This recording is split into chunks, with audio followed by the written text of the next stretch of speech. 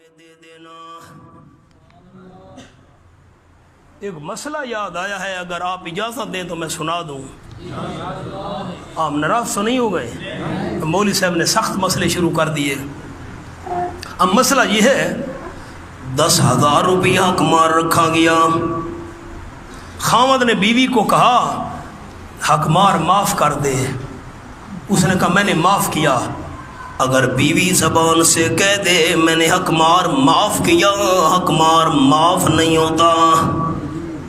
ہاں، یہ خاوند کے ذمے ہے۔ اگر خاوند نے بیوی کو 10,000 روپیہ دے دیا، وہ مالک بن گئی، ہفتہ گزرا، مہینہ، سال، اس نے کہا یہ میں حق مار واپس کرتی ہوں، تو واپس لے لے، اب خاوند کے لیے حلال ہے۔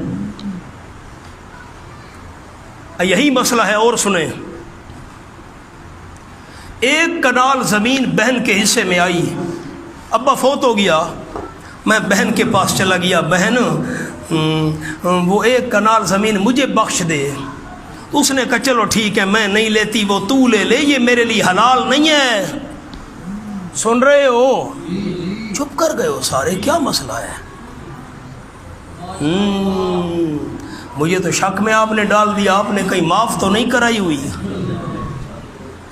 1 کنال زمین میں نے بہن کو دے دی، میری طرف دیکھیں، اس کو میں نے انتقال کر دیا، رجسٹری کر دی، کاغذات بنا دیے، اس کو مالک بنا دیا۔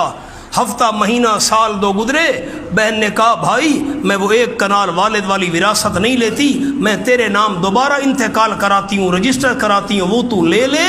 اب مالک بننے کے بعد، نام ہو جانے کے بعد، پھر بہن نے مجھے واپس کر دی، میرے نام انتقال کرا دیا، اب 1 کنال میرے لیے حلال ہے۔